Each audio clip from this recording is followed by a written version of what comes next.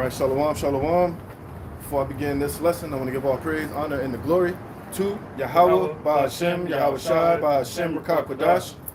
Double honors to the apostles, bishop, and elders, a great millstone that rule well. Peace and blessings be multiplied on all you brethren out there teaching His word in all sincerity and in truth. All right, shalom to the hopeful elect, 144,000, and the rest of the elect out there. I'm the brother Dama Agabar, here with another live lesson to come out here on the highways and the byways and to preach the gospel of the kingdom of heaven to you Negroes, Latinos, and Native Americans who are the biblical 12 tribes of Israel, and to the scattered Israelites that are scattered throughout the four corners of the earth. All right, no matter what you may look like, if your spirit is knit with this gospel and with this truth, and you're continuously calling upon the names of Yahweh, Ba'Hashem, Yahawashi in all truth and sincerity, hey, you're more than likely of the stock of Abraham, Isaac, and Jacob, and Lord willing of the elect. All right, this is not a black only thing. All right. So, hey, the water to Yahweh, Ba'Hashem, Yahawashi for giving me another day, another week to come out here on the highways and the byways to preach this gospel, to feed His lambs and His sheep, to usher in the return of our Lord and Savior, Yahawashi HaMashiach, who the world ignorantly calls Jesus Christ, through the Father, Yahweh, who the world ignorantly calls God, and the Paleo-Hebrew, the Lashuwan Kodash. All right? And, hey, like I say every week, man, hey, we're another day closer to the return of our Lord and Savior, Yahawashi HaMashiach. You know, hey, the Lord is doing some mighty things in the earth. All right, prophecy is literally jumping off the page. Hey, Esau's going batshit crazy. You know, these last few prophecies are right there at the door, and our salvation is drawing nigher than we believe, man. So at this point in this time, man, hey, brothers, got to make sure you staying prayed up, being fervent in the spirit, man. You're constantly praying that the Lord don't take His spirit from you. He's keeping you dialed in, deeply rooted and grounded in His ministry and His truth, that He's keeping you unblemished from this world, not letting the cares and the affairs of this life wear you down or tear you down, man. All right, we're living in a time of great deception, man. You know, Esau is coming with this artificial intelligence. He's losing his damn mind over this whole Dr. Kirk situation. He's getting ready to, accuse the prophets. He's getting ready to accuse this ministry. We know that the famine of the word is drawing nigh. So now, more than ever, if you're in this truth and in this, you're in this truth, you got to be dialed in and serious, man.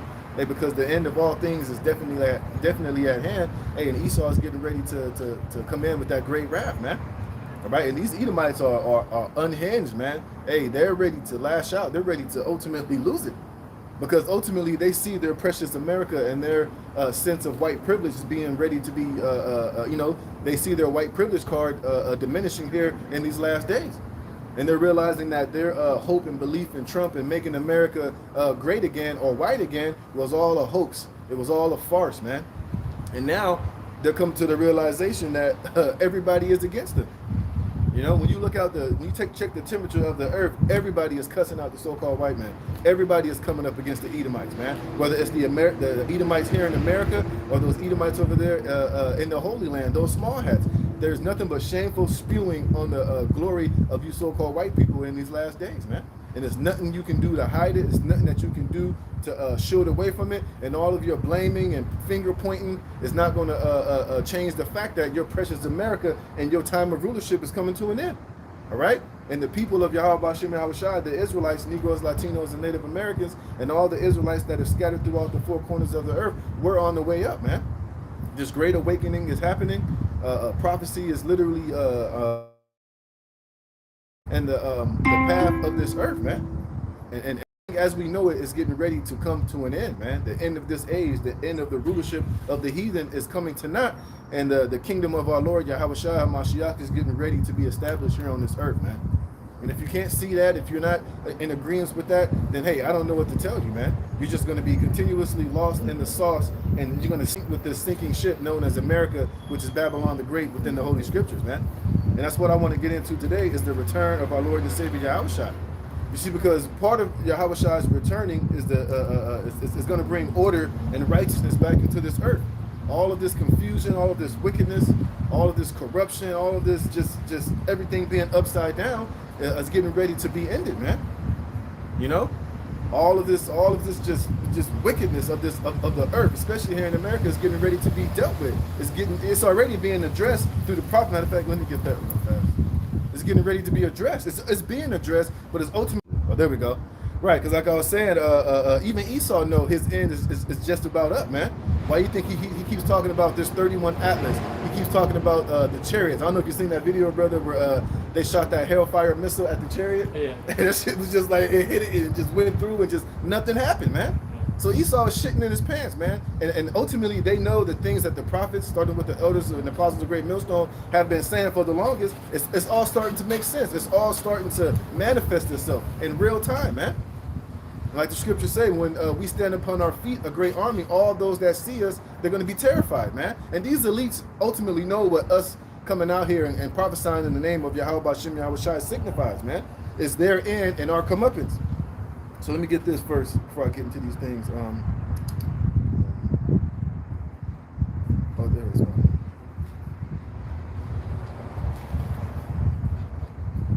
All right, this is 2 Thessalonians chapter 2, verse 8. It says, and then, let me read up. This is 2 Thessalonians chapter 2, verse 7.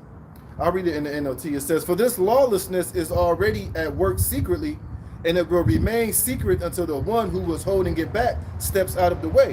Which I don't really like that one, because ultimately that translation, because ultimately Esau, he's already revealed.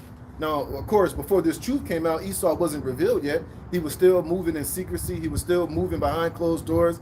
People didn't really know a lot about the Illuminati and these international bankers.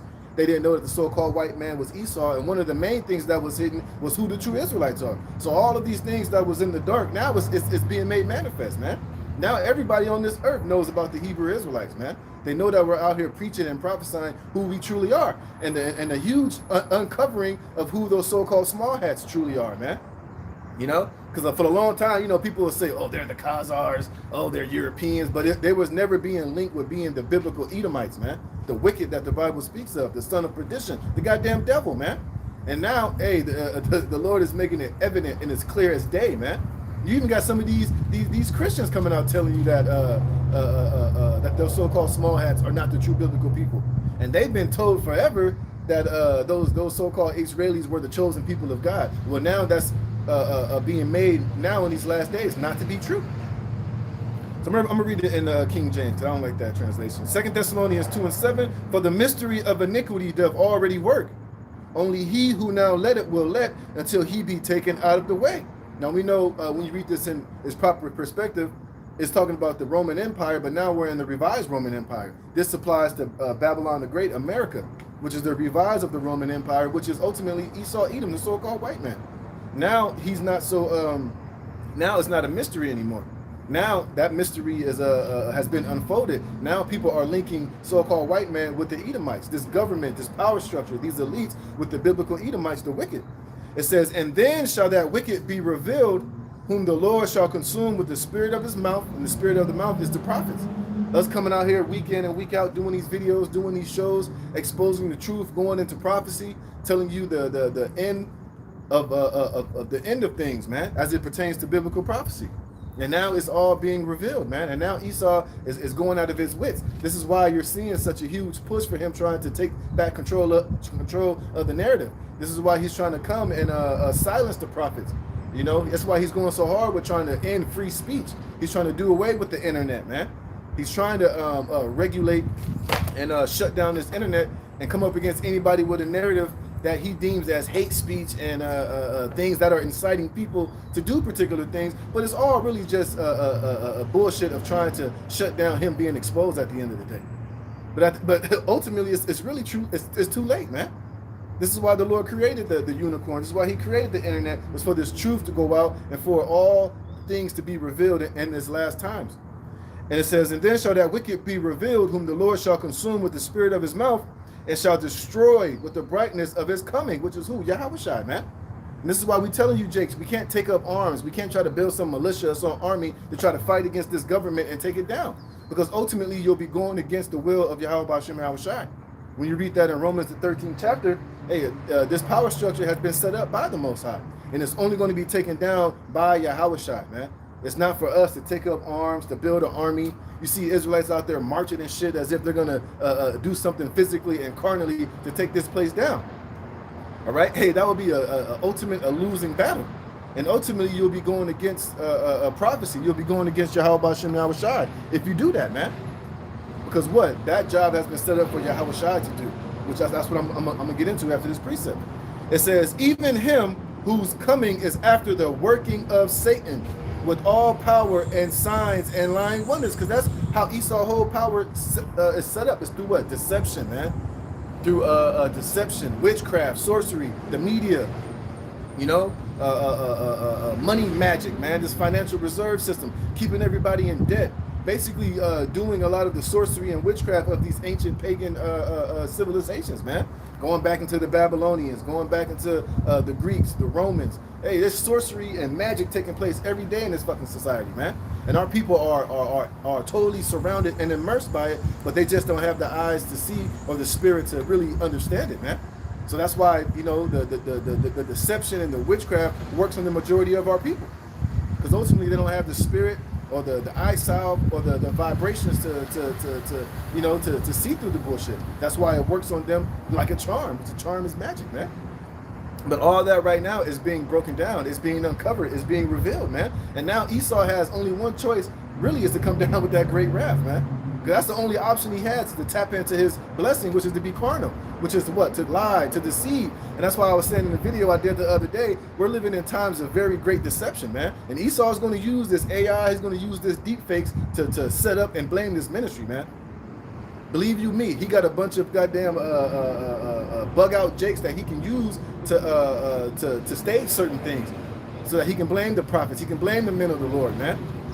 He probably got some Jake that committed a crime to where he's gonna be like, look, man, you're facing 25 years. Put on this garment and run in that store and say Yahawashi Yahawashi and shoot some shit. So what? They can ultimately blame the ministry and be able to blame this doctrine as an ideology. I hate this word. An ideology that's promoting violence and hatred and this and that and the third. So ultimately we can be blamed, and he can be justified in coming down with that great wrath, man.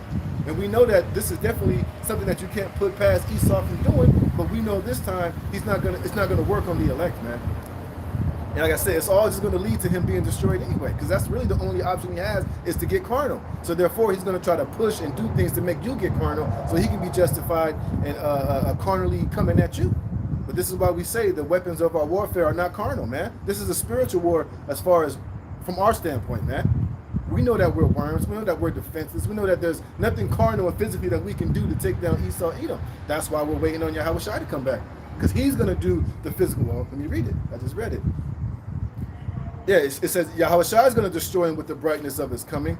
Even him whose coming is after the working of Satan with all power and signs and lying wonders, and with all deceivableness of unrighteousness in them that perish, because they receive not the love of the truth, that they might be saved. And for this cause the Most High shall send them strong delusions, that they should believe a lie, that they all might be damned who believe not the truth, but had pleasure in unrighteousness. And that's dealing with our people, man. Because 2/3 of our people are going to be deceived, man. They're not accepting the love of this truth, and they're going to continue to ride along and put their faith and trust in America and in Esau and in Trump and in this system, until ultimately they're going to be destroyed, man. A lot of them are going to take the MOTB, they're going to take the microchip. A lot of them are going to, you know, choose to try to save their lives when the time is presented. When all hell breaks loose, when Jacob's trouble is at hand, when this devil collapses this economy, he shuts down this money system, you know, sedition and riots and all hell is breaking loose. When he comes with that new solution of this new world order, with this new digital beast system with peace and safety, and it's going to fix everything, hey, a lot of Jacob's going to take that route and take that MOTB ultimately to be destroyed, man. You see, because the only faith that we have and the only trust that we're putting our faith in is in the return of Yahawashi HaMashiach, man. We're not putting our faith in this society. We're not putting our trust in America being made great again. We're not trusting in reparations. We ain't trusting in anything that America has to offer, because America ain't never offered you, Jake, nothing but a foot in the ass, man. You know, putting you on the bottom, lying to you. I mean, look at what America has done to you, Negroes, Latinos, and Native Americans, since you have been here, man. All right? It's been horrible. It's been tacky. It's been totally just destructive, man. Like it tells you in Micah, this is not our rest, man. This place will destroy you. It will pollute you. It will corrupt you. This place will turn you to a full-blown goddamn reprobate, man. That's all this place offers, is a wicked, nasty vibration of complete and utter death, destruction, apostasy, wickedness. stupidity, in every goddamn perverse way known to civilizations, man. And that's why the only cure for it is Yahawashi coming back and judging this world and judging, this whole earth, man. Because with that is going to come righteousness and truth. So that's what I wanted to get into today. So let me get this Micah chapter 5. So let me get it. This is Micah chapter 5, verse 2 through 4. This is Micah chapter 5, verse 2. It says, "But thou, Bethlehem Ephratah, though thou be little among the thousands of Judah, yet out of thee shall come forth, yet out of thee shall come forth unto me," it says, "Yet out of thee shall come forth unto me, that is to be ruler in Israel," and that's ultimately Yahawashi. And that Bethlehem Ephratah is just another way of saying Bethlehem, which is the city that Yahawashi was born in. And when you look at that, when you go into Bethlehem Ephratah, it was Bethlehem, but it was really looked at as a city that was kind of like looked down upon, It was like no great city in the sight of Israel, but it was great because it was a lowly city, but it was also the city to which Yahawashi was prophesied to come out of. This is the house where the lineage of King David came from. So it has a great significance, even though it's kind of like, it's kind of like, so it was like no mean city. It was like some city that was like lifted up and respected, It was just kind of like, oh yeah, but not knowing the greater significance, because our Savior and our Savior was going to come out of that area, man. So it was a very, lowly looked upon city, but it was also a great city. It says, verse 3, it says, "Therefore will he give them up until the time that she which travaileth have brought forth. Then the remnant of his brethren shall return unto the children of Israel." You see, talking about, Mary giving birth to Yahawashi, It says, "And he shall stand and feed in the strength of Yahweh, in the majesty of the name of Yahweh, his power, and they shall abide, for now shall he be great unto the ends of the earth." See? And it's talking about Yahawashi, And it's through Yahawashi coming back that all this shit is going to be ended, man. That we're going to be redeemed, that we're going to be brought back, we're going to be lifted back up, and ultimately all the end of this wickedness is it's through Yahawashi. All of this wickedness is going to be ended, man. And it's through Yahawashi that America, Babylon the Great, is going to be utterly wasted and obliterated off of the face of the earth, man. It's going to be through Yahawashi that all righteousness is going to come back into this planet Earth, all right? And I got another one. Let's get Matthew chapter 2. Just another precept to go along with that one. This is Matthew chapter 2.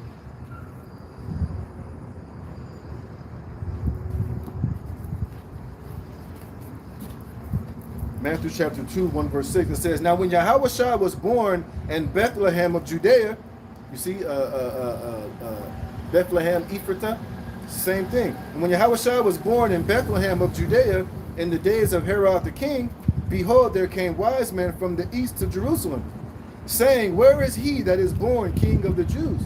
For we have seen his star in the east, and are come to worship him. And when Herod the king had heard these things, he was troubled, and all Jerusalem with him," because Herod ultimately knew that, because everybody knew that Herod was a goddamn pretender, that he was an Edomite pretending to be the king of the Jews that was set up by the Roman Empire to sit up as a king over Israel, man. And he ultimately knew about the prophecy, because they knew that a savior was always prophesied to come. Just like I just read in Micah the 5th chapter, they knew that a savior was going to come. They knew that Yahawashi was going to eventually be born and was going to fulfill prophecy. They knew that he was going to have to be born in Bethlehem. That's why, when you go into Matthew, it tells you how the angel came to Joseph and told him to go into Egypt, because Herod was looking, well, I was going to say it. He was looking he lied because he was a slick demon. Oh, I want to meet the Messiah so I can worship him. But he really wanted to put him to death. He didn't want to worship Yahawashi because he knew ultimately he was going to be ousted as being a goddamn fraud, man. So it says here, "When Herod the king had heard these things, he was troubled, and Jerusalem with him. And when he had gathered all the chief priests and scribes of the people together, he demanded of them where Hamashiach should be born." You see? So he was inquiring, we saw the star. We know that this it's a sign from heaven. We know that a savior is going to come. So he was trying to get the chief priests and scribes together to figure out where Yahawashi was at. Because ultimately he wanted to put him to death, man.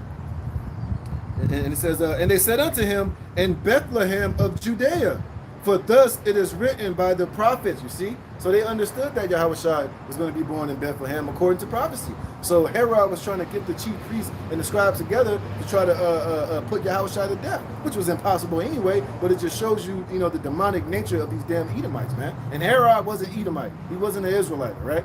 He had an Israelite mother, but his father was a goddamn Edomite, which goes back to John Hyrcanus, man, when he was intermingling a lot of the Edomites with the Israelites, man. You know, you gotta go into that history with John Hyrcanus, how he got a bunch of the Edomites, he circumcised them and made them Jews so that they can fight in his army. And then after that, you always had those Edomites claiming to be Israelites, claiming, you know, those converts claiming to be people of the Most High, all the way up until Herod and Antipater and them damn devils, man. And here's the point, verse 6, and thou, Bethlehem, in the land of Judah, are not the least among the princes of Judah, for out of thee shall come a governor that shall rule my people Israel, which is Yahawashi. All right? So let's get this. Let me read that in the NLT. Let me see how it kicks in. So you said John Hyrcanus, right? Yeah. Yeah.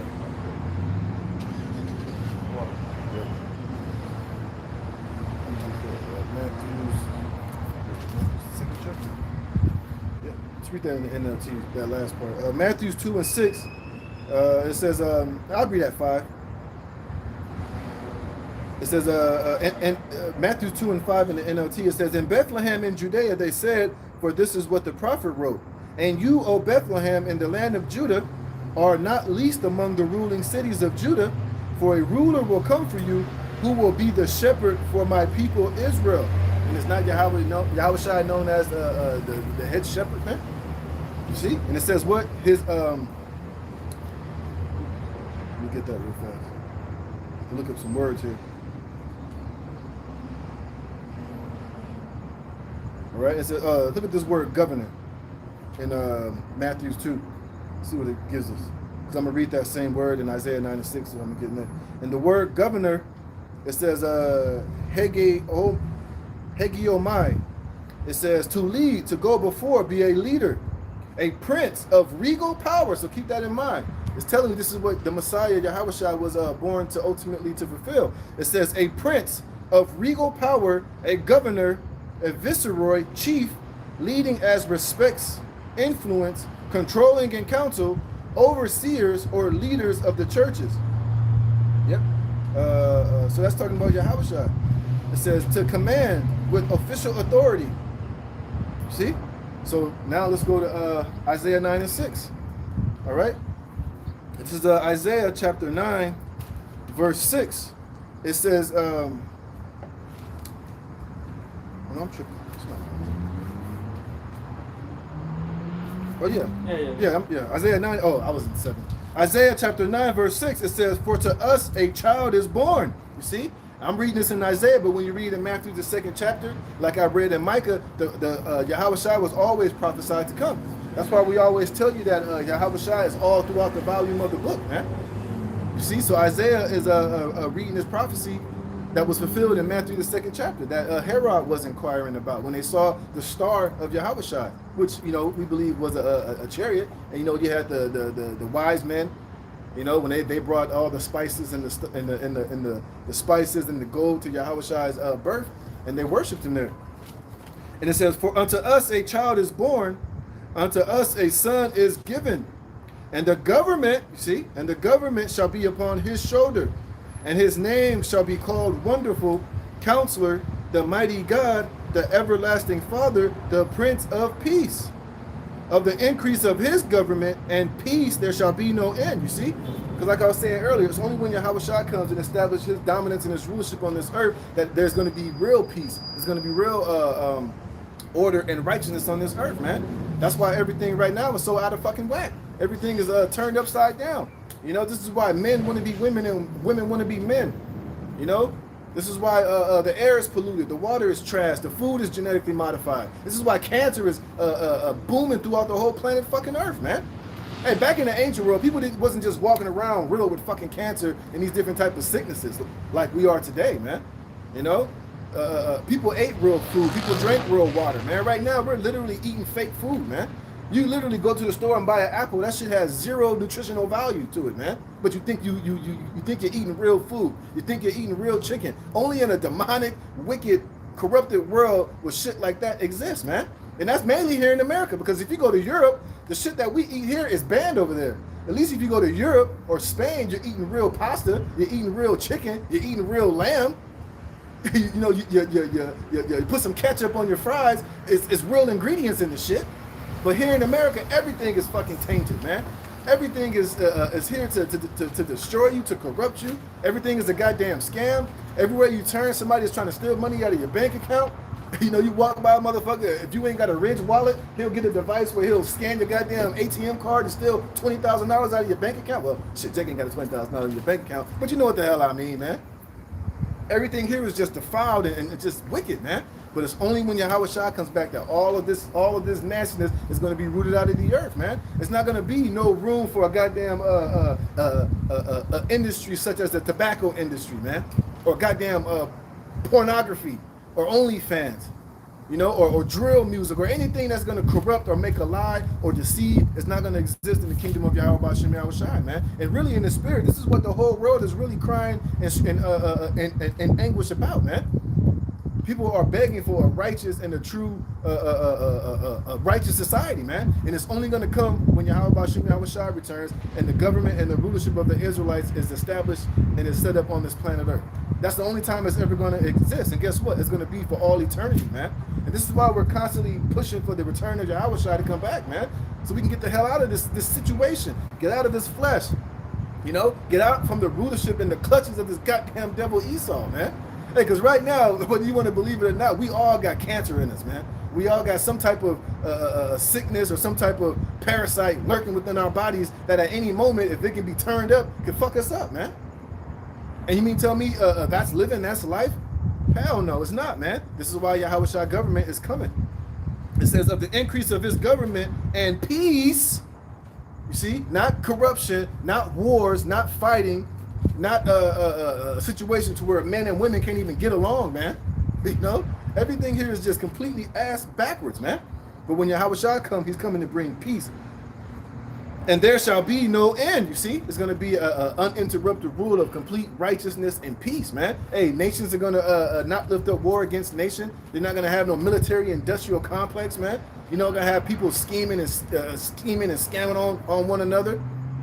Especially among Israel, because we're all going to be righteous, man. Can you imagine a day to where you ain't going to have to worry about your next door neighbor or your fellow Israelite scamming or trying to lie on you or steal your woman, you know, or set you up to get murdered? All type of shit like that happen amongst our people because they've been highly corrupted and tainted here in this wicked ass society, man. And that has become normal. That's normal Babylonian American black behavior, man. It's complete wickedness, man. But Yahawashi is coming to do away with all of that shit, man. We're going to establish a righteous government up on this planet Earth, and all nations are going to flow and follow and be under it, man. If you ever get any precepts you want to bring up, brothers, let me know. It says, of the increase of his government and peace there shall be no end upon the throne of David and upon his kingdom to order it and to establish it with judgment and with justice from henceforth even forever. The zeal of Yahweh, Bahashim Yahawashi of hosts, will perform this. You see?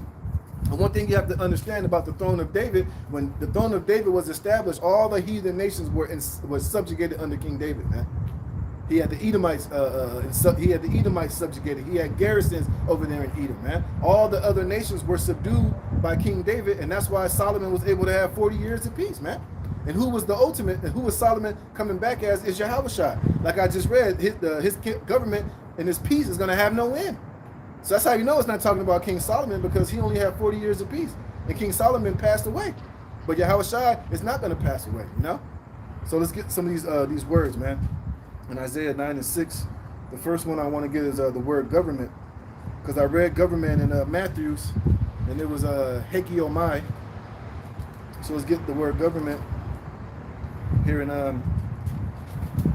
Isaiah 9 and 6, man. Where is it?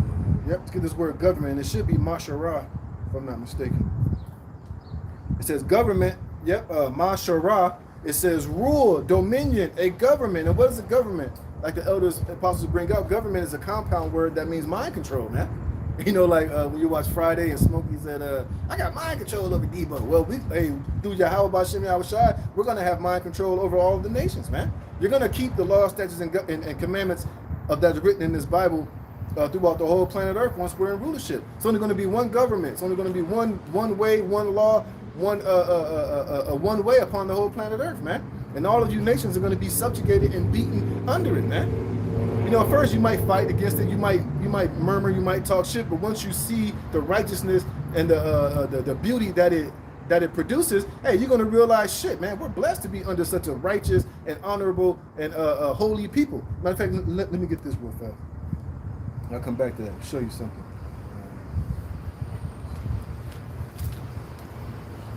I got a quick one. Okay, go ahead. Proverbs 29. Yep. When the righteous are in authority, the people rejoice. Mm-hmm. But when the wicked bear rule, the people mourn. Right. So everybody is groaning. You see on YouTube and the Instagram, all these people crashing out in their cars, man. Everybody is complaining they can't afford to live. You know, the price of food is at an all-time high. People are mortgages are underwater. Motherfuckers ain't paying their car notes.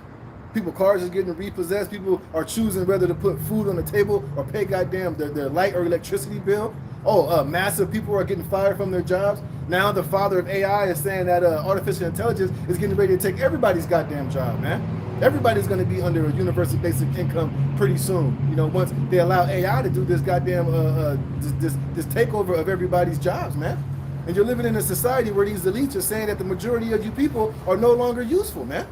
And they're looking to get rid of you through artificial intelligence, man. And you mean to tell me that this is a righteous society? Absolutely fucking not, man. It's like I said, it's only going to be when Yahawashi comes back that the people are going to rejoice, man. That's why the scriptures say that all the nations are going to be blessed once Israel is in rulership, because you're going to be under a righteous authority. That don't mean that you're going to be on the same level as the Israelites. You're not going to be sitting on the thrones with us. You're not going to be sitting in the seat of authority and power, but you're going to be under a righteous rulership that's going to be pure and holy, man. It's not going to be one sellout or one corrupt iota of wickedness that's going to come out of our rulership once we're established, man. You see? Not like it is now, dealing with Esau and his bullshit. You know, this nigga, his whole goddamn society is based upon keeping you in debt, man. Everybody is in debt, man. Everybody is struggling. Everybody's under goddamn water. They say the majority of Americans ain't even got $1,000 in their saving accounts for a fucking emergency, man. Everybody is unhinged. Everybody is just, all these people is just one honk away from just completely having a road rage incident and killing somebody, man. Especially these damn Edomites. I just saw a video today where some Edomite, they just killed some Jake. I forgot what they said. All over this Dr. Kirk shit, man. So everybody is unfucking hands here in this society, man. Because why? The wicked are in authority, and this is wicked rulership that's in place, man. And it's getting ready to come to an end. But let me get this though. This is Deuteronomy 4:5. Behold, I have taught you statutes and judgments, even as Yahweh my God commanded me. Deuteronomy 4:5. It says, behold, I have taught you statutes and judgments, even as Yahweh my power commanded me, that ye should do so in the land whither you go to possess. And in the future, when Yahawashi is established, this is going to be the same laws.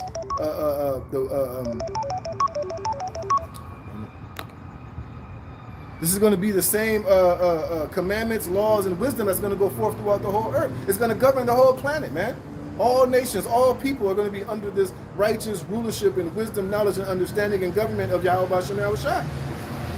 It says that ye should do in the land whither you go to possess it. Keep therefore and do them, for this is your wisdom and understanding in the sight of the nations, which shall hear all these statutes and say, surely this great nation is a wise and understanding people. For what nation is there so great, who have the Most High so nigh unto them, as Yahweh our power is in all things that we call upon him for? And what nation is there so great, that have statutes and judgments so righteous, as all this law which I set before you this day? And this is how we're going to govern and rule the planet Earth under Yahawashi's government, man. So it's going to flourish and be righteous for everybody, man. And these nations are gonna they're gonna love it, man, because it's only gonna yield righteousness, man, true justice and true order, man. It's not gonna be like now. You know, here it is.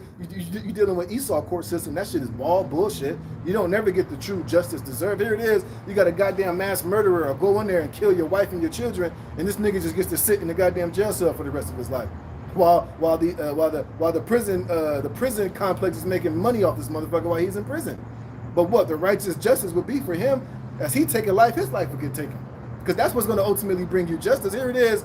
Somebody kill your wife or your brother, and his judgment is to get 50 years in prison. This nigga is still alive, still eating, shitting, pissing, humming, singing songs, while you never get the true justice that you truly deserve, which is for him to be put to death, man. That would squash the whole situation. That would bring comfort. That would be a righteous judgment, an eye for an eye, man. You can't just murder somebody and go sit in prison for 50 years, man. And then one day you might, after 50 years, you might get paroled and get let out of fucking prison and be back on the streets. Come on, man. That's bullshit. That's not going to happen in our kingdom, man. And this is why the government of Yahawashi needs to be established. So let's go back to this word government. So the word is Masharah. Yeah, the word is Masharah. It just says an empire, a government. All right, let's get some more of these words in here. Well, that's pretty much it. Let's see.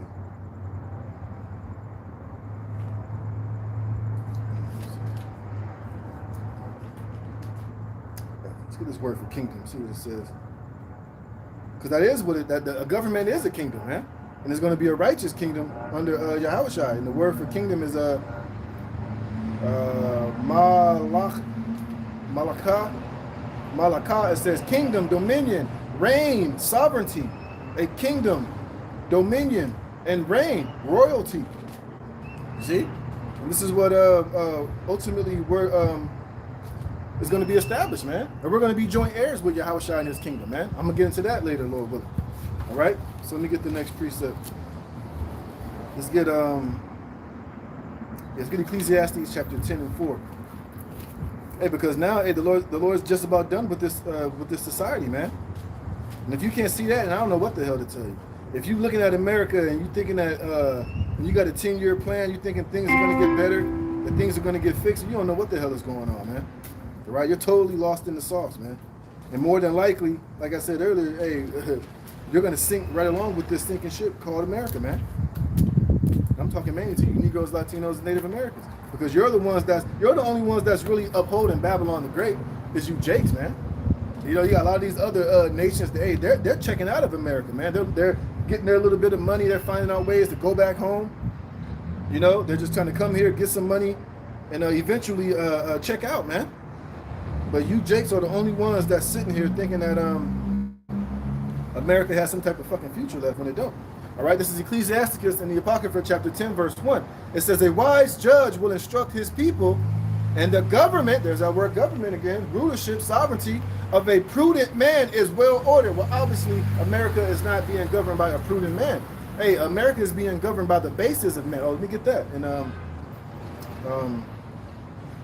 you get that for me real quick, Daniel's 4 and 18. You see? Because this place is not being, this government is not being ruled by a prudent man. It's being ruled by the basis of men. A very low, wicked, you know, fleshly, lustful, carnal man, which is Esau, Edom. And this is why this place is so jacked up and everything is so fucked up. Whenever you got it, bro. 4 and 18? Yeah. Or 17? Yeah, 17. Then it's 4 and 17. This matter is by the decree of the watchers and the demand by the word of the holy ones, to the intent that the living may know that the Most High ruleth in the kingdom of men, and giveth it to whomsoever he will, right, and setteth up over it the basis of men. Right, and who's the basis of men? It's Esau, man. So right now, the earth is given into the hands of Esau, Edom. You know, and look at what he's doing with it. Look at the rulership and the management of the earth under Esau's government, man. It's completely, it's all out of whack. And I was listening to Elder Apostle Ramlaw's video today, and he was going into how America is basically a hybrid government, you know?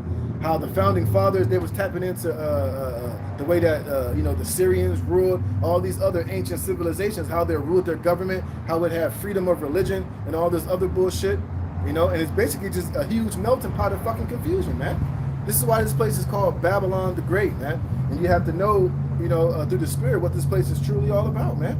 And this is why 2/3 of our people are going to continue to take L's here in this society, because they truly don't understand that this is the most basest, weakest, destructive, wickedest kingdom the government the earth has ever seen, man. And this is why so much wickedness and so much bullshit takes place here in this society, man. And it's only going to be rooted out when Yahawashi comes back to destroy. This place needs to be leveled, man. This place needs to be wiped out of the memory of the universe, man. Because look at what it's produced since his whole existence, man. All right, so it says, what a wise judge will instruct his people, and the government of a prudent man is well ordered. As the judge of the people is himself, so are his officers, and what manner of man the ruler of the city is, such are all they that dwell therein. And this is why this place is so ass backwards. This is why the people are so wicked and vile and corrupt and murderous and lustful. This is why adultery is rampant. Murder, deceit, scams. Sin upon sin. All of the wickedness of this place is the way that it is, because why? As the ruler of the people, so are his officers and his citizens, man. You see, but that's why, hey, when the kingdom of heaven is established, nothing but righteousness is going to go forth. So these nations they're not going to have no choice but to dwell amongst righteousness, man.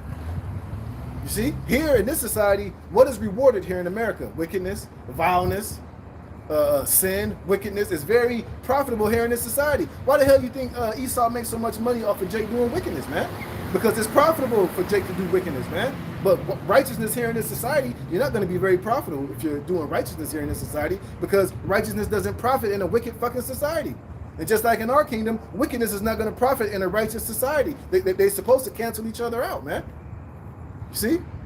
It says, an unwise king destroyeth his people. And I was reading an article today, I forgot who it was. One of these assholes on Trump administration said basically they need to get America to under 100 million people. So ultimately they're looking to kill damn near about half of you people here here in the soils of America. They don't want you. Or they're going to deport you, or they're going to just delete a lot of you people here on the soils of America, man. And remember, the plan of these elites is to maintain humanity under 500 million, the Georgia Guidestones.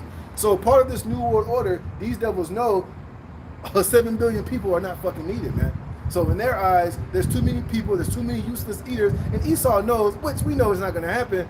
In order for him to be successful with his New World Order, he can't do it with 7 billion people here on this planet, man. He needs to keep people humans under a very small number, and then the rest of society will be artificial intelligence, it'll be robots, AI, to rule and govern over the rest of the people, man. This is why he want to put microchips in you. He want to put you in these 15-minute cities so that he can rule over you and watch over you through this technocracy he's trying to establish. And anytime you get out of line, he ain't got to worry about scouring the earth for some rebellious individual. He'll have you all tracked and mapped on his grid.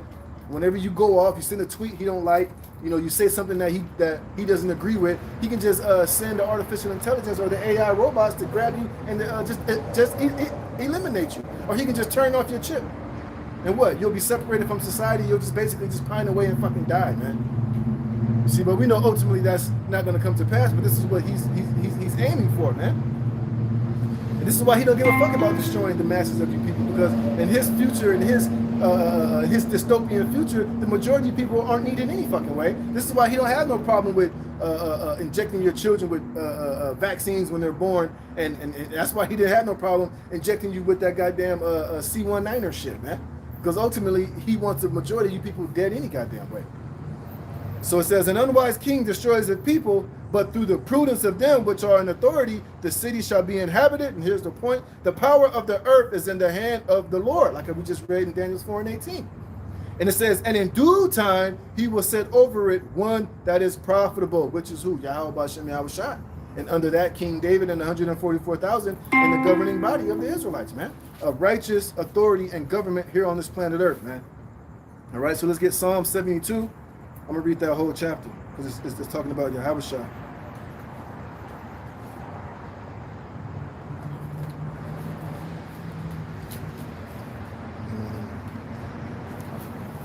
see.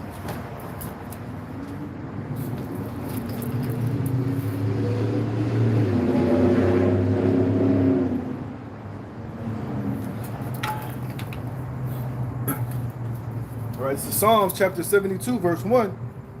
It says, "Give the king thy judgments, O power, and thy righteousness unto the king's son." Now we know this is a prayer for Solomon, but ultimately it's really going into Yahawashi, man, because there's certain things that is written with, if you know that Solomon in the reincarnation is Yahawashi, like Solomon was kind of like a prelude to ultimately Yahawashi's eternal authority on this planet Earth. All right. It says, he shall judge, and when you read this, it's talking about Yahawashi, because there's certain things written within this psalm that can only apply to Yahawashi, which I'll show you when I get there. It says, he shall judge thy people with righteousness, and thy poor with judgment. And look, right here, and when you read in the margin, the precept it gives you is Isaiah 9:7, which we just read about Yahawashi, establishing his government and his rulership forever, man. It says, the mountains shall bring peace to the people, and the little hills by righteousness. Talking about the government. Mountains represent governments and hills too.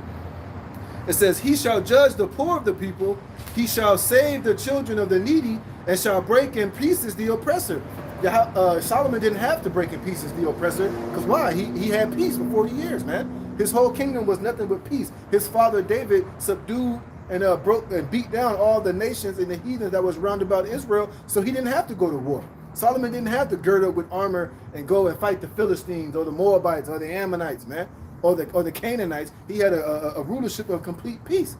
So this is how we know it's talking about Yahawashi through the Spirit, It says, they shall fear thee as long as the sun and moon endure throughout all generations. He shall come down like rain upon the mown grass, as showers that water the earth. In his days shall the righteous flourish, and the abundance of peace, so long as the moon endureth. See? Talking about an everlasting kingdom. Solomon's kingdom was only for 40 years. And then after that, it was split up and it was broken up. And Israel, we had the northern and the southern kingdom. And it's only through Yahawashi that we're going to be brought back together, all 12 tribes. You see? It says, he shall have dominion also from sea to sea, and from the river unto the ends of the earth. They that dwell in the wilderness shall bow before him, and his enemies shall lick the dust. The kings of Tarshish and the isles shall bring presents. The kings of Sheba and Seba shall offer gifts. Yea, all kings shall fall down before him. All nations shall serve him. For he shall deliver the needy when he crieth, the poor also, and him that have no helper. He shall spare the poor and needy, and shall save the souls of the needy. He shall redeem their soul from deceit and violence, and precious shall their blood be in his sight. Because what? Yahawashi is coming to redeem us, man. It's through Yahawashi. He's going to give us those new bodies, man. He's going to put that crown upon our head. He's going to give us the authority to rule over all these nations, It says, and he shall live. And to him shall be given the gold of Seba. Prayer also shall be made for him continually, and daily shall he be praised. There shall be an handful of corn in the earth upon top of the mountains. The fruit thereof shall shake like Lebanon, and the city shall flourish like the grass of the earth. His name shall endure forever. See, Solomon's name didn't endure forever, just during the time that he ruled. But Yahawashi's name is going to rule forever and ever, and it's always going to be mentioned. It's never going to be forgotten. All right? It says, as long as the sun and men shall be blessed in him, all nations shall call him blessed. Blessed be Yahweh our power, the God of Israel, who only doeth wondrous things. And blessed be his glorious name forever. And let the whole earth be filled with his glory. Amen, amen. The prayers of David, the son of Jesse, are ended. You see? So we can apply that to Yahawashi and his rulership and what he's coming back to establish in these days, man. All right? Let's get this, Revelations 2:26. I need to get it on my phone. All right, let's get this. Because like I said, hey, Yahawashi's kingdom, we're gonna be joint heirs with that kingdom. We're gonna partake and be joint heirs with it in that time, right? And I've been bringing this out for the last couple of weeks, man. But hey, it hit so hard. This is Revelation chapter 2, verse 25. It says, "But that which ye have already, hold fast till I come. And he that overcometh and keepeth my works unto the end, to him will I give power over the nations." You see, And who's going to give us that authority to have power over the nations is Yahawashi. Of course, Yahweh through Yahawashi, but when Yahawashi establishes his throne and his dominion, we're going to be joint heirs with him. We're going to be partakers with him in his rulership and in his kingdom. This is what the 144,000, the governing body, are going to partake in, man. We're going to be those joint rulers with Yahawashi and King David, man. And we're going to have authority and dominion and power. We're going to have those new bodies, man. We're going to have spiritual power. We're going to know all things, We're not going to be prone to sin or wickedness or any crookedness whatsoever, man. And it says, and he shall rule, and to him will I give power over the nation. Let's get this word power. Because remember, the same power that Yahawashi is going to have over the nations, he's going to bestow it unto us, man. All right, and that word for power is exousia. It says, exousia, power of choice, liberty of doing as one pleases. It says physical and mental power, the ability or strength with which one is endued. And who's going to endue us with that power? With this exousia is Yahawashi. And I'm going to show you that in a minute. All right? And this is how we're going to rule over these nations. We're not going to rule, because I notice, like, when we tell these heathens, we do these videos saying that, we was kings, we're going to rule in the kingdom. When we say that, they think we're going to rule in the kingdom like how we are now. Like Jake going to be in the kingdom with our pants sagging and shit, niggas with dreadlocks, as we are now, with gold teeth, just niggas as we are. But they don't understand. When we're in the kingdom, we're going to be changed, man. We're going to get those new bodies. We're not going to be in this fleshly condition. These flesh bags, man. We're gonna do it with new, glorious, extraterrestrial bodies, man, and complete and total righteousness, man. And that's what they don't understand. They just think, oh, y'all niggas ain't niggas gonna be in the kingdom with your crown tilted to the side, with sagging. No, man, we're gonna be ruling in those extraterrestrial, divine, sinless bodies, man. It says the ability or strength with which one is endued, which he either possesses or exercises, the power of authority, influence of right, the power of rule or government. See, like we read in Isaiah 9:6, like we just read in Psalm 72, like I'm reading right now in Revelation 2:26. It says the power of rule or government, the power of him whose will and commands must be submitted to by others and obeyed. And that's what Yahawashi is coming to establish. And us being joint heirs with him, hey, we're gonna have that same authority, man. When you see Israelites in the kingdom of heaven, it's gonna be nothing but respect, man. Y'all gonna have to bow your heads to the ground. You're gonna have to acknowledge the gods, man. It ain't gonna be how it is now. You see Jake, oh, look at them niggas over there, bitch ass niggas. You clutch your purse, you get all terrified. Well, in the kingdom, you are going to be terrified, but you're going to be terrified because of the respect and the righteousness that we're going to exude, man. We're going to be holy. We're going to be glowing with that power, exceptional, extraterrestrial gods, man. So we're going to demand that respect, man. You ain't going to be looking at us how you look at us now, sucking your teeth, talking shit in your mind. Hey, because in the kingdom of heaven, if you walk by us and you talking shit in your mind, we'll be able to read your thoughts, man. And we'll bash you in the head with that righteous scepter, man. It says, what was it? It says, universally authority over mankind. Who's the mankind? We're going to rule over the heathen nations. Because Israelites, we're not going to have to teach each other the laws. We're not, all Israel is going to be righteous. From the little children all the way to the grown men and women, we're going to have the laws, statutes, and commandments in our inward parts. It's not going to be a wicked or unrighteous bone in our bodies, man, or an unrighteous cell in our within us, man. Everything about us is going to exude perfection, man, righteousness, glory, honor, truth, wisdom. It says specifically the power of judicial decisions, of authority to manage domestic affairs. You see, just like right now, Esau exhibits that power over judicial affairs, man. When you break a law, you got to go to Esau's court system. You got to go to his court, abide by his penal laws, his systems, stop at his red lights, get your passports. If you're doing business, you got to conduct business according to how the fuck he tells you to do it. If you're, dealing with commerce, hey, and we're gonna have the authority over that in our kingdom, man. But it's gonna be righteous, man. We're not gonna be like Esau in our kingdom. Here it is. You go to Esau to get a loan and shit. This nigga put an exorbitant amount of fucking interest on the bullshit, man. Here it is, you go to borrow 10,000, this nigga, hey, that 10,000 is gonna end up being like 15,000, man. Once you add all the interest and all the extra bullshit on it, man. And he's doing it just to be a goddamn demon, man. And let's not talk about when Jake tried to go get a loan for businesses, more than likely you're gonna be denied. Or he's gonna tell you, oh, you don't have get enough credit, you don't have the collateral, we're just not gonna give it to you. So you shit out of luck, man. You know? But in our kingdom, business is going to be conducted righteously, man, honorably, the right way, you know? And of course, we're going to have the power to deny particular individuals loans, but also we're going to have the power to give loans, man. Hey, if we're going to give you a loan, hey, it's going to be done and conducted in the right way. We ain't going to be like the goddamn, what's that shit called? What's it called?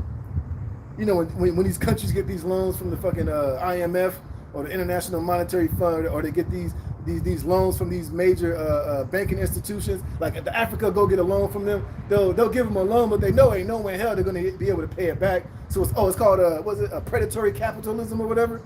Esau he'll give these countries a loan, but he'll give it to them knowing they ain't never going to be able to pay the shit back. So then once they can't pay it back, he'll go and steal their resources and shit. He'll go in there and establish some type of foreign policy over them, where it's completely just fucks them over at the end of the day, man. We ain't gonna be operating and dealing like that because we're not gonna have to, man. You know? But it says the power of judicial decisions, of authority to manage domestic affairs. And guess what? We're gonna manage all affairs righteously, man. It says a thing subject to authority or rule, jurisdiction, one who possesses authority. It says the leading and more powerful, I love this one. The leading and more powerful among created beings, superior to man, superior pontificates, man. Meaning we're going to do it in a godlike status, man, with those new angelic, righteous, angelic bodies, man. You see, it says a sign of a husband's authority over his wife. Yep, the sign of regal authority, a crown, and this is what we're going to rule this is how we're going to rule these nations, man. In verse 27, it says, and he shall rule them with a rod of iron, as the vessels of a potter shall they be broken to shivers, even as I received of my father, and I will give him the morning star. So meaning we're going to have the authority when these nations go off to execute judgment upon them, man. But it's going to be for your benefit at the end of the day. We're not going, of course, you're not going to just be beating the shit out of the heathens, just be beating the shit out of the heathens. We're going to do it when it's necessary. If you go off, you got to pay, man. But if you're doing right and you're doing what you're supposed to do, hey, you're going to be all right, man. Hey, you'll be blessed. If you're coming up and keeping, the high holy days, hey, you'll have rain. You'll have good success in with your crops, man. Y'all gonna be all right, man. But if you disobey and you go off, hey, we're gonna get you, man. Let me get this one real fast. The next chapter, Revelations 3:21.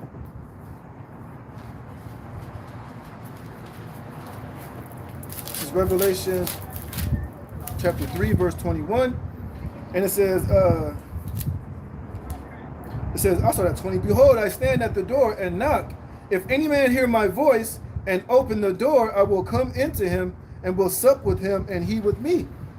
To him that overcometh will I grant to sit with me in my throne. And this is only talking about the elect. This ain't talking about whosoever, all nations, tongues, whoever believes. No, this is only for the elect, because only the elect was predestinated to overcome, man. And what does it say? To he that overcometh will I grant to sit with me in my throne. Why is that? Because we're going to be joint heirs with Yahawashi in the kingdom, man. This is what we're fighting for. This is what we're, Lord willing, hoping to be part of the elect so that we can receive, man. And if we are, it's already written. It's already established. We're just waiting for it to play out, in the future, man. It says, to sit with me in my throne, even as I overcame, and am set down with my Father in his throne. He that have an ear, let him hear what the Spirit saith unto the churches, man. You see? So if we overcome, we're going to receive that exousia. That's why I just read that Revelations 2:26. And that was right in the next chapter. All right? And let me get the next precept. I got something. Okay, go ahead, bro. The second Ezra 2:42. I, Ezra, saw upon the Mount Zion a great people, whom I could not number, and they all praised Yahawashi with songs. And in the midst of them, there was a young man of a high stature, taller than all the rest, and upon every one of their heads he set crowns, and was more exalted, which I marveled at greatly. So I asked the angel and said, Sir, what are these? He answered and said unto me, These be they that have put off the mortal clothing and put on the immortal, Yep. and have confessed the name of Yahweh. Now are they crowned and receive palms. Right. Which I was going into that last week. Look at this. So it says here in the Bible, crowns symbolize power and authority. Like I just read in Revelations 2 and 26. What I just read in Revelations 3 and 21. We're going to be sitting, the Lord's going to, Yahawashi is going to allow us to sit on the throne with him and his kingdom, which is going to be on earth, man. Why do you think Yahawashi is putting crowns on the head of those men? Because it represents authority and power and rulership and righteousness, man. You see? It says honor. It says the power and authority, honor and glory associated with wisdom or divine grace, and we're going to receive all of that, man. And we're going to do it in those new bodies. That's why when the brother read that, what it say, they have put off the mortal and put on the immortal. That's why when you read 2 Corinthians, the 15th chapter, we're going to receive those new bodies, man. Because heaven and earth, I mean, these bodies can't go over to the chariots, man. These bodies can't really rule on earth, our kingdom, man. Because these bodies are prone to sin. They'll go off. They'll die. You know, they'll get sick. They'll die. But when we're in the kingdom, which is going to be on earth, we're going to do it in this glorious extraterrestrial fashion, man. This is why it's going to be a kingdom that's going to be established and ruled over forever. It says, associated with wisdom or divine grace, victory and reward. Because what are those men receiving from Yahawashi? Their reward. From what? Standing so stiffly for the word of Yahawashi. That's part of our reward, is receiving authority and crowns and palms and rulership, dominion, new bodies, and divine rulership over this whole planet Earth, and rulership, man. It's got a little bit more. Ooh, look at this. Especially the eternal reward for faithfulness, man. And those men were found faithful. The Lord willing, we're part of that number. We're going to be found faithful, even during the hour of temptation, man. Some of us are going to have to put our lives on the line and die for our testimony in Yahawashi for not receiving that charagma, man. For not taking that micro-CF. For dying for our testimony in Yahawashi and not bending the knee and bowing down to fucking Esau and his new world order. So there's going to be a great reward. It says righteousness and life, a gift for those who love the Most High, and ultimately Yahawashi's sovereignty and triumph. The crown is a metaphorical representation of these spiritual truths, encouraging believers to live righteously and look forward to their future reward. And who's the only one really looking for this future reward? Are the Israelites. Christians ain't, no, they don't ever talk about the kingdom of heaven. Because they think the kingdom of heaven is dying and going to heaven somewhere and riding on a fucking Nimbus cloud like Goku, man. That's not what it's talking about. It's talking about having dominion and rulership here on this planet Earth, all right? More on that. So again, 2 and 44. So I asked the angel and said, Sir, what are these? He answered and said unto me, These be they that, oh, Slakia, I read it over again. How are you? It's okay, go ahead. These be they that have put off the mortal clothing and put on the immortal, and have confessed the name of Yahweh. Now are they crowned and receive palms. Right, let me get this. See what palms represent in the Bible. In the Bible, palm branches symbolizes victory, triumph, and peace. And what are we going to receive victory over? Over the beast, over this new, over Esau and his coming new world order, over this world, man.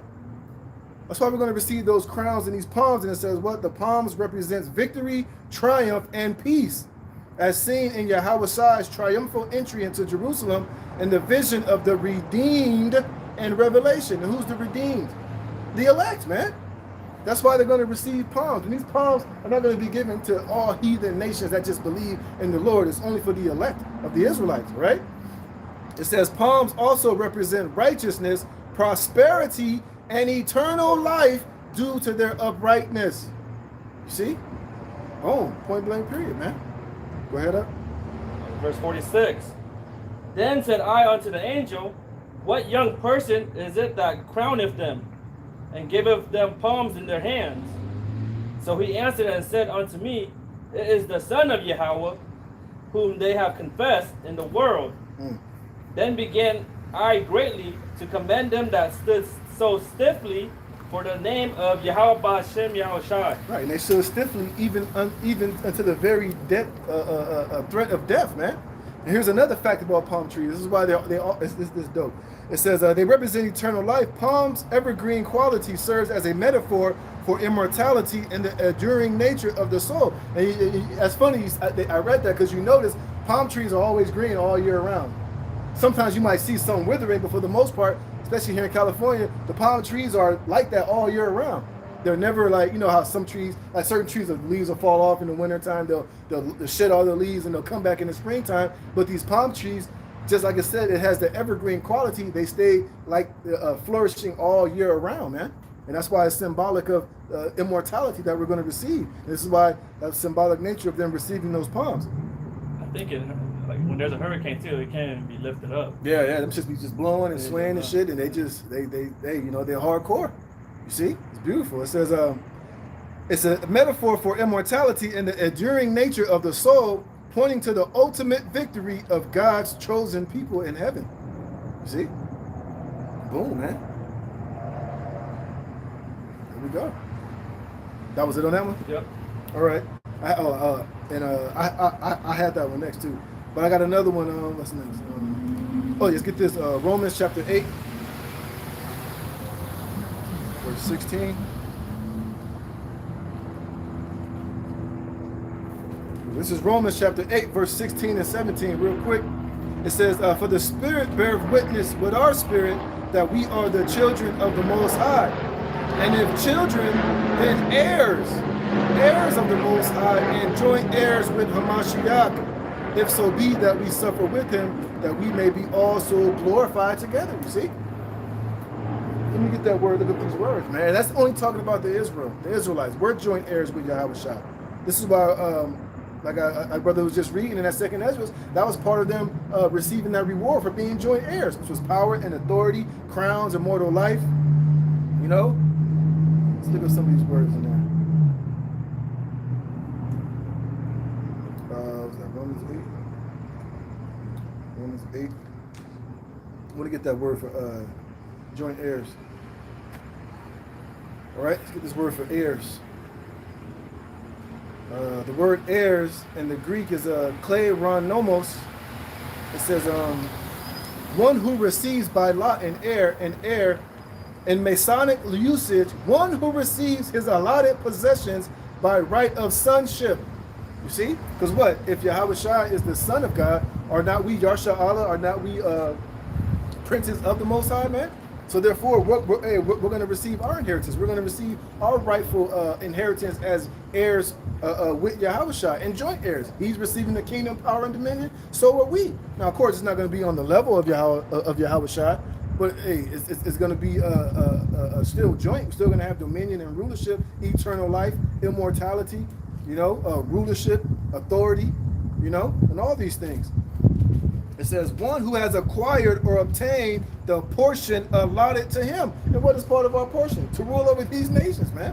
What does it say in Psalms? Ask of me, and I shall give thee the heathen for thine inheritance, and the uttermost parts of the earth for thine possession. Yahawashi is going to put on his men. He's going to put on his, he's going to put on the elect, man. You see? It says, an inheritor. By implication, a possessor, an heir. You see? We're joint heirs with Yahawashi, man. So, hey, we're going to get put on. You see? Yes, we do.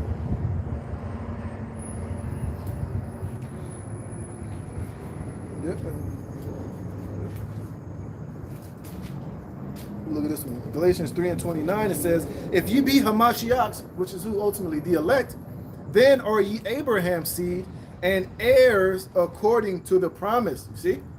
It's according to the promise. So can't no other nation just try to hijack that and try to assert themselves into that. You got to be literally of the seed of Abraham. And we know it says not talking of seeds as of many, because we know Abraham had 8 sons. He had different seeds, but it was through Abraham and Isaac and Jacob that seed was going to be called. Not Abraham, Isaac, and Ishmael, or Abraham, Isaac, and Esau. Right, because Esau, he was put by, and Ishmael, he received his inheritance, man. They living their shit out right now. They got their blessing. All that goddamn oil, those sheiks, Dubai, Abu Dhabi, all that shit, they over there living it up. They got their blessing from Abraham. They living it out, man. and their blessing. Hey, if that's the case, then can we just say, well, I would like to, I can't go over there to one of those Arab nations and say, look, I'm a son of Abraham. I desire some of your inheritance. They're going to lock my black ass up, man.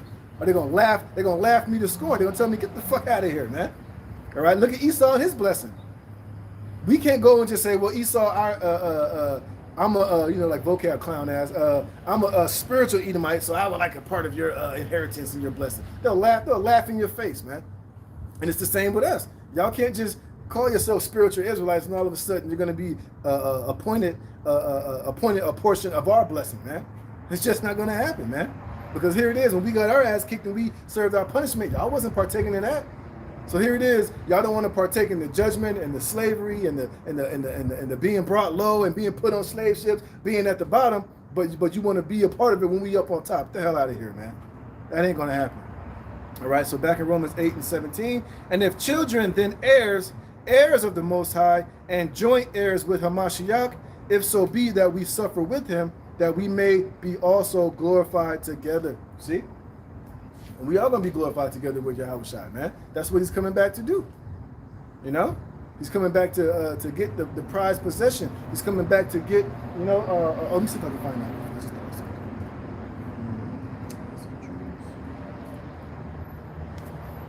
Let me see if it'll pop up, if I can find it. Oh yeah, here we go. Let's see if this is it.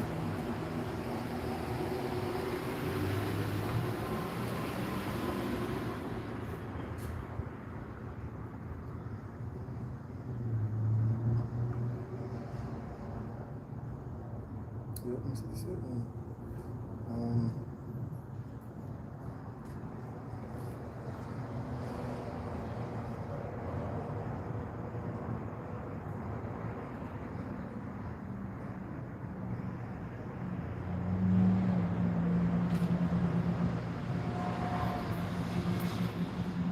No, that's not it. Anyways, let me put it next. It was about when I make up my jewels. I found it, but I thought I was going to say something a little bit different. But it's all good, bro. Let me go to the next precept. I got it. Okay, go ahead. Ephesians 1 and... I'm sorry. Having made known unto us the mystery of his will, according to his good pleasure, which he have purposed in himself, that in the dispensation of the fullness of times he might gather together in one all things in Yahawashi, both which are in heaven and which are on earth, even in him, in whom also we have obtained an inheritance, being predestined according to the purpose of him who worketh all things after the counsel of his own will. Yep, see that? So wait, we got that inheritance. Where'd you start at? Ephesians 1 and 4? 9. Oh, 1 and 9? I'm gonna go at 4. Let me see. Yeah, start at 4. Ephesians 1 and 4. According as he have chosen us in him before the foundation of the world. See, and that's the main point. It's already predestinated for the elect. The elect didn't do nothing here on this earth to be chosen. It was already chosen from the foundation of from the earth, man. The elect was already predestinated. There was, there was appointed at whatever time it was to hear this word, to hear this truth, be sealed with the words of promise, and they were going to carry out their purpose as being the elect, the predestinated ones. Go ahead up. That we should be holy and without blame before him in love. You see? So the elect is already found holy. No matter, no matter the amount of sins that we created, no matter what we've done, they were already predestinated to be found, to be found holy and without blemish, man. It's just, it is what it is, man. There's nothing that we can say or do that's gonna tear that away from the elect in the sight of the Most High, man. No matter how many sins they committed, their sins are going to be covered by Yahawashi anyway, but it's the spirit that's within them, man, that was already found, predestinated to be chosen and holy and acceptable in Yahawashi's sight, man. That's why you can't do nothing against the elect, man.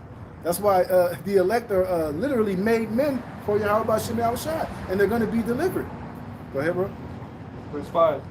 Having predestinated us unto the adoption of children by Yahawashi Mashiach. Let me get this. The word predestinated in the Greek is prurizo, It says to predetermine, decide beforehand.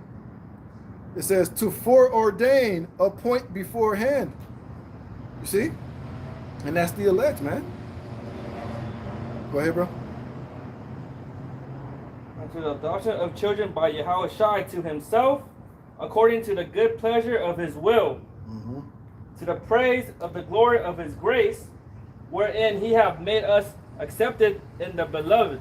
Right, and who's the beloved? Ultimately is Yahawashi. You know, so we're already accepted, man.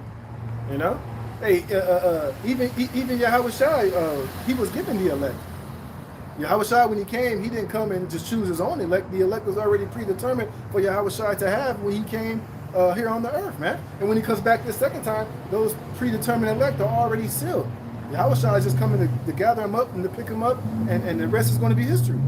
Go ahead. In whom we have redemption through his blood, the forgiveness of sins. Right, so the elect are already covered, man. There's nothing that anybody can say or do that's gonna be able to undo that, man. Hey, because you can talk shit against the elect. Oh, you did this sin and you Bobby committed that sin, but hey, if they're part of the elect, they're covered, man. They're covered. They're good. They're made men. Their slot and their position is already determined by Yahawashi, and they're going to be delivered and saved at the time appointed. Go ahead.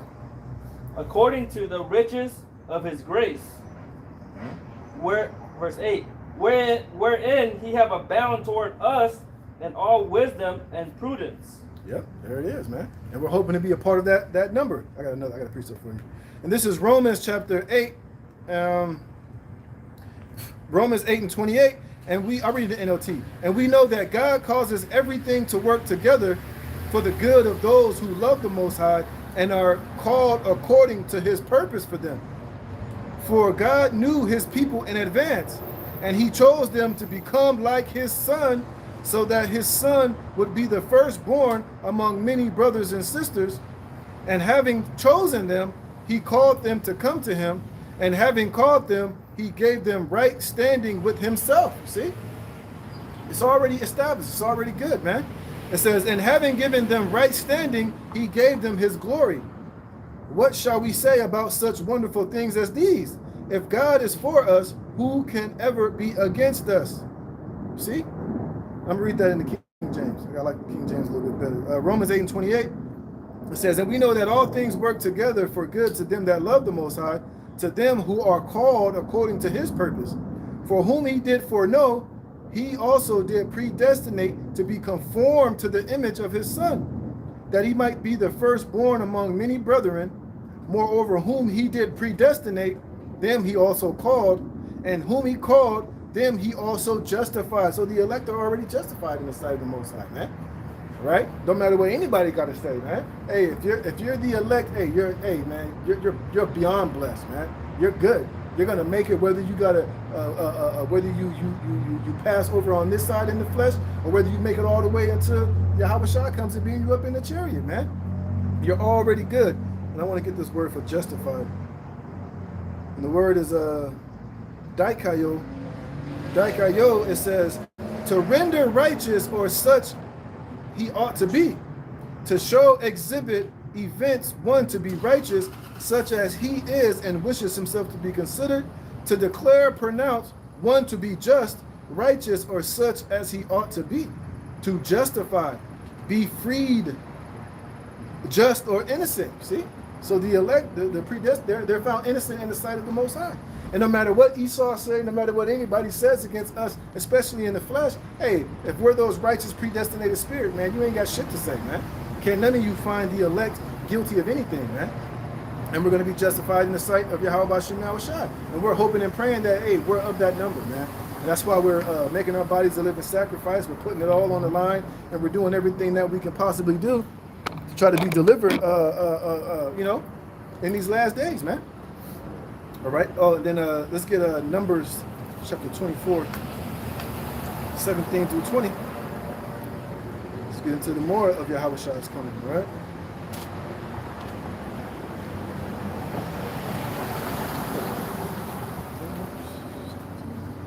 Oh, 24, I'm sorry. Numbers 24 and 17. I said it backwards. You want your drink, bro? No.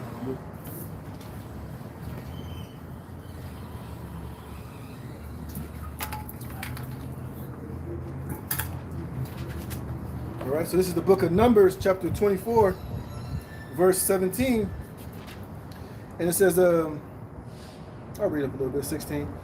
I'll read it 15. And he took up his parable and said, Balaam, the son of Beor, have said, and the man whose eyes are open have said, he hath said, which heard the words of the Most High, and knew the knowledge of the Most High, which saw the vision of the Almighty, falling into a trance, but having his eyes open, because the Lord showed this guy Balaam a vision of Yahawashi's return, you know, because he was sent to curse Israel by one of those kings, and hey, the Most High gave him a message, man.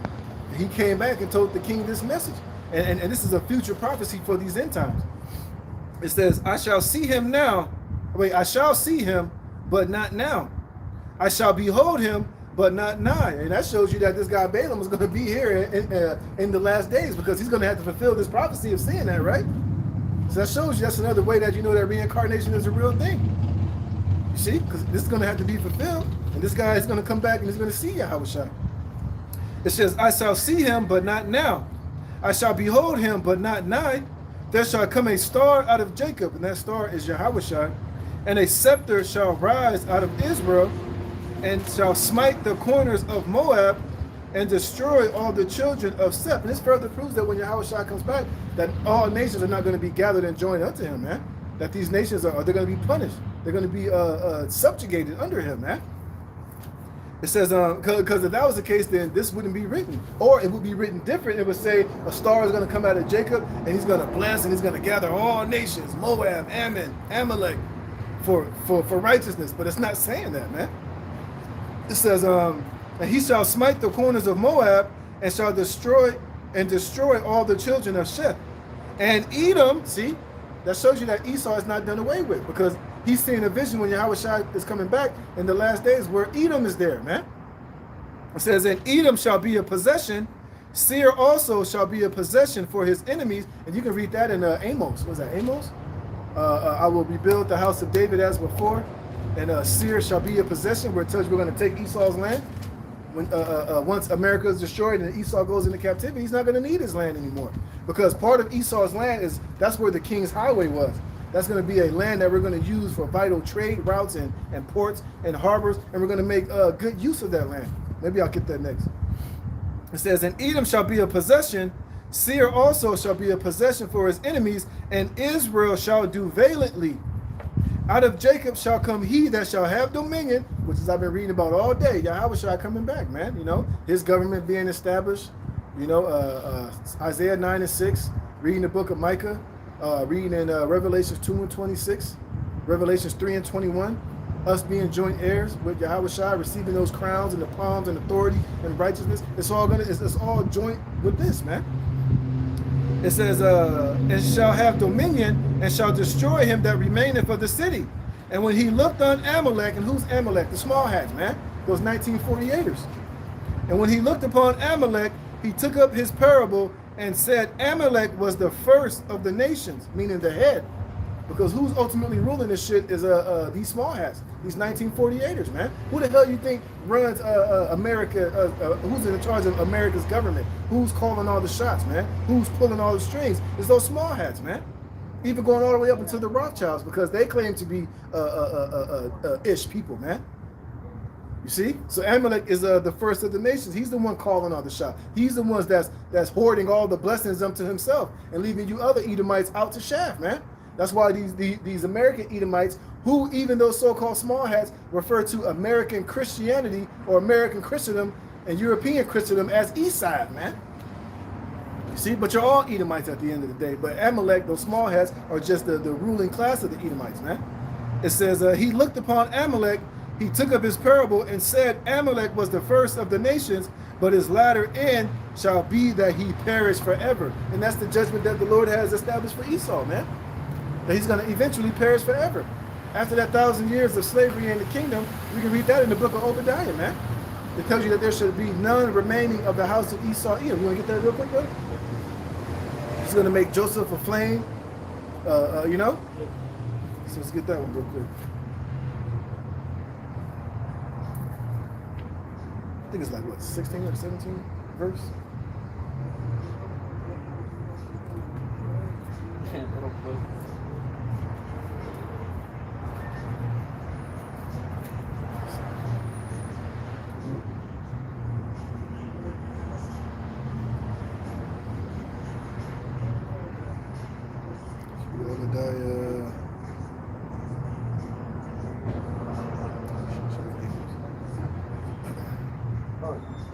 Okay. I'm gonna probably read up a verse or something. 17? Yeah, start 17. Obadiah 1 and 17. But upon Mount Zion shall be deliverance. Right, like I was just reading, that scepter that Balaam saw, he saw Yahawashi coming, ultimately, which is he's coming to bring deliverance and to save us and to redeem us from the hands of our enemies. We can read that in Luke 1 and Luke the 1st chapter. Go ahead. And there shall be holiness, and the house of Jacob shall possess their possessions. And the house of Jacob shall be a fire, and the house of Joseph a flame, and the house of Esau for stubble. Right, the house of Esau for stubble, man. And it's only when Yahawashi comes back and give us the authority and the power to do so that we're going to do this to Esau, man. All the Edomites, man, including Amalek, all the 12 dukes of Edom. Y'all asses is grass, man. Y'all got some heavy vengeance that we're going to put down upon you, man. Go ahead.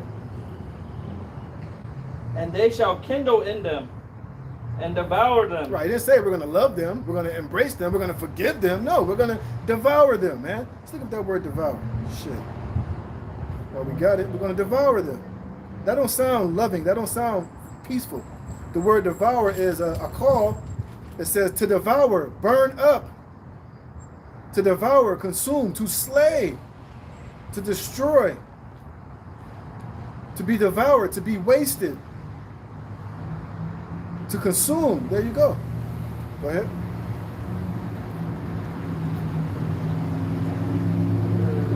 And there shall not be any remaining of the house of Esau. Right, there are going to be none remaining of the house of Esau. You know, all of his descendants, you know, his lineage, his line, his people. There's not going to be none remaining of the house of Esau after that 1,000 years of slavery, man.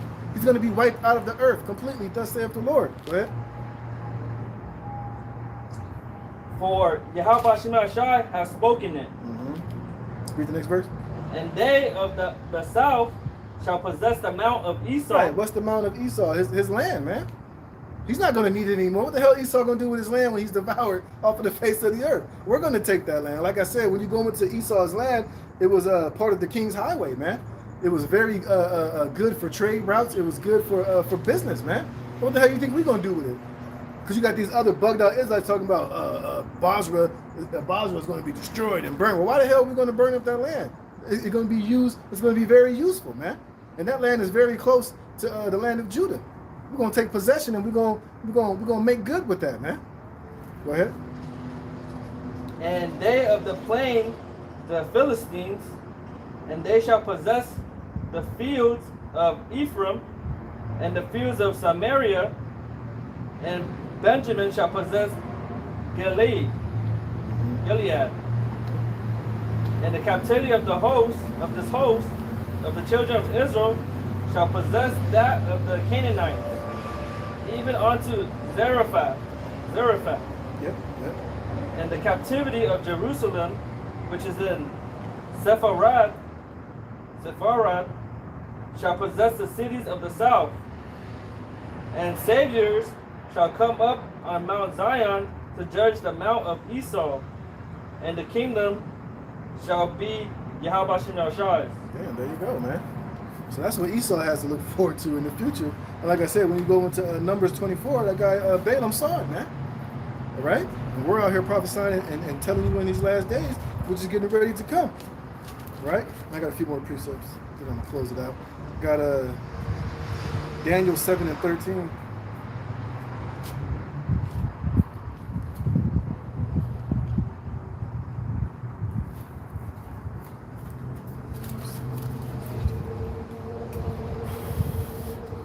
Yep, this is Daniel chapter 7, verse 13 through 14. And I saw in the night visions, and behold, one like the Son of Man came with the clouds of heaven. and came to the Ancient of Days, and they brought him near before him.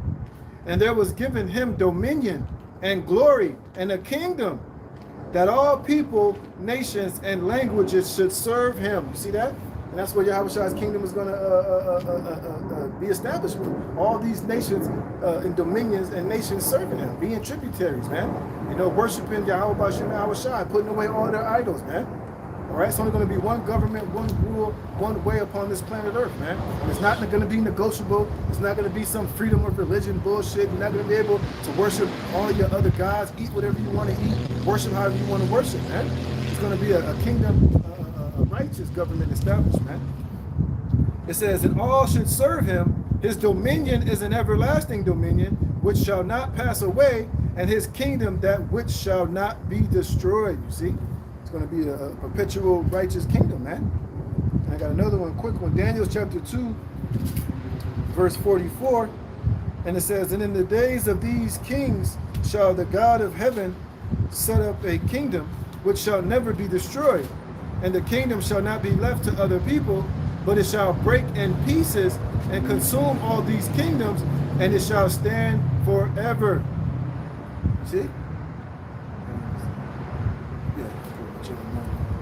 I got a few more. And it says what? Yahawashi is getting ready to come to establish this. Let me see something. Yeah, because Yahawashi, this is what Yahawashi is coming back to do. All right? Hey, and we can't wait. And we can see, you know, you see all these chariot sightings, you see all these so-called UFOs, UAPs. Hey, some of those is Esau bullshit, but some of them are the chariots of Israel, man. The Most High showing it. And we're out here proclaiming it before it even comes to pass, man. All right? Now let me get this Psalms 147. And then after that, bro, can you hold Isaiah 60 and Isaiah 60 and 12? Start at 12. But let me get the Psalms first.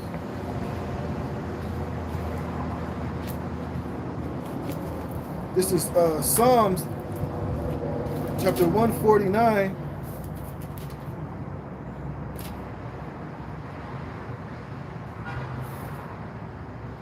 Yep, Psalms chapter 149. I'll start at 1. It says, Psalms 149 and 1. Praise ye Yahweh, Bahashem Yahawashi. Sing unto Yahweh a new song, and his praise in the congregation of saints. Let Israel rejoice in him that made him. Let the children of Zion be joyful in their king. Yeah, Yahawashi, you know. It says, let them praise his name in the dance. Let them sing praises unto him with the timbrel in the harp. And what's that? Us singing the song of Moses. Even in Revelation, to tell you, once we're delivered and we're beaten up into the chariots, we're going to sing the song of Moses in the chariots, man. So we're going to be singing praises and glory to Yahweh Ba'Shem Yahawashi. We're going to be praising the Lord for destroying Babylon the Great. As they say, the holy apostles and prophets, they're going to be praising the Most High when he destroys Babylon the Great. And we're going to be in the chariots singing and rejoicing, giving all the praises up to Yahweh Ba'Shem Yahawashi, man. It says, for Yahweh taketh pleasure in his people. He will beautify the meek with salvation. Let the saints be joyful in glory. Let them sing aloud upon their beds. Let the high praises of the Most High be in their mouth, and a two-edged sword in their hand, to execute vengeance upon the heathen and punishment upon the peoples, man. You see that? So that's what that sword is going to be used for. And it's not symbolic. It's not metaphoric. It's literally, we're going to literally have those swords in our hands, man, because we're literally going to be a nation of kings and priests and judges and rulers, you know? It says to execute vengeance upon the heathen and punishment upon the people, to bind their kings with chains and their nobles with fetters of iron. And who's going to be the first crop of slaves for Yahawashi? It's going to be these international bankers, these elites, man. Scriptures tell them we're going to pull them out of those bunkers, out of those, wherever they're going to be hiding themselves, man. All right? And they're going to be the first crop of slaves for Yahawashi in the kingdom of heaven. And then, of course, we're going to get all the other the nations and their kings and their rulers, and they're all going to be subjugated, man. All right? And they're going to have to bow down and kiss the ring, and they're going to serve under the righteous government and rulership of the Israelites in the kingdom of heaven. It says, to execute upon them the judgment written, this honor have all his saints, praise ye the Lord. Okay? All right, we're going to get that. Isaiah 60. 11? 12 or 11 or 12? Yeah. Actually 10. Okay. Sorry, 10. Okay. Isaiah 60 and 10. and the sons of strangers shall build up thy walls. Right, and who's those sons of strangers? The heathens, man. We're not going to work in our kingdom. We're not going to build. We're not going to plant. We're not going to farm. We're not going to pick grapes. You know, that's going to be for the other heathen nations to do. Because that's what they had us do in their kingdom, so therefore they're going to serve in our kingdom. Go ahead. And the king shall minister unto thee. Right, what does the word minister mean? To serve, man. They're going to be serving. They're going to be subjugated. We're going to sever out continual employment for these nations in our kingdom, man. Go ahead. For in my wrath I smote thee, but in my favor have I had mercy on thee. Therefore thy gates shall be open continually, they shall not be shut day or night, that men may bring unto thee the forces of the Gentiles. Right, meaning the riches, man. Our gates are going to be open continually. They're going to be bringing tribute and spices and money and gold, all of the precious things from their lands to enrich the Israelites, man. You know, to beautify our kingdom, man. You know, we're going to be taking all the precious stones, the marble, the precious stones, the gold, the silver, the trees, the everything, man. Whatever's precious in their land, you know, they're going to be paying tribute to it, man. Of course, we're not going to tell them bring it all, but they're still going to have their resources and shit, but they're going to bring tribute and resources to us day in and day night to Yahawashi Yahawashi, man. Go ahead. And that the kings may be brought. For the nation and kingdom that will not serve thee shall perish. Yeah, so if they're not going to serve, they're not going to keep these laws, statutes, and commandments and be under subjection, they're going to perish, man. They're going to be put to death. Like I said, we might bring all type of plagues to their land, man. So like I said, at the end of the day, it's not going to be beneficial for them not to serve. And they're going to learn that. Look, if we ain't coming up to worship Yahawashi Yahawashi, hey, all these plagues are going to take hold of our land. Your crops might die. We might send a goddamn monsoon or a hurricane or an earthquake or whatever the case might be, man. You're going to have no choice but to serve Yahawashi Yahawashi. And like I said, once you realize how beneficial and how glorious it is, you're going to do it willingly. Here it is, you serve Esau and his wicked ass kingdom. Why? Because you fear the consequences. How much more with us in our kingdom? Go ahead. Those nations shall be utterly wasted. The glory of Lebanon shall come unto thee, the fir tree, the pine tree, and the box together, to beautify the place of my sanctuary. And I will make the place of my feet glorious. The sons of them that afflicted thee shall come bending unto thee. Right, they're going to come in supplication. They're going to come, you know, worshiping, you know, humbly. Go ahead. And all they that despise thee shall bow themselves down at the soles of thy feet. Right, because like I was saying earlier, you know, now they look at Jacob. Look at them, like nigga, violent criminals. You know, now they look at you, they got their head up in pride. They look at you like they look down upon you. Hey, but once we're changed and we get those glorious bodies, man, and they see what Yahawashi is coming to do, see us get beamed up in the chariots, seeing us come back down, see the spiritual power that we possess, those glorified, godly-like bodies, man. When they see it, they're gonna just naturally just shit. They're gonna have no choice, man. It's gonna be the right thing to do. Hey, and guess what? We gonna love it, man, because that's gonna be hey, that's part of the part of our inheritance, man. Is to be rulers and gods over these nations. Go ahead. And they shall call thee the city of Yahawashi Yahawashi, Zion of the Holy One of Israel. Right, we're going to finally get that respect, man. And then in that day, it's not going to be a question anymore of who the chosen people of Yahawashi Yahawashi are, who the royal Israelites is. It's going to be known, man. And they're going to respect it, and they're going to acknowledge it, and, hey, and they're going to bow to it. Go ahead.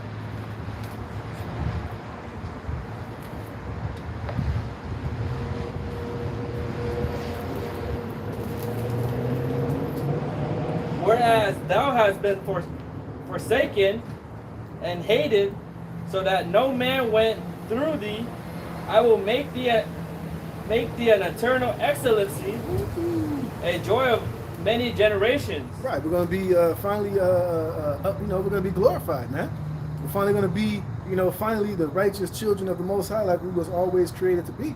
And it's not going to be in question. It's not going to be, up for debate. It's just going to be known throughout all the earth. Scriptures tell you we're going to boast ourselves over these nations once we're finally in the kingdom of heaven, man.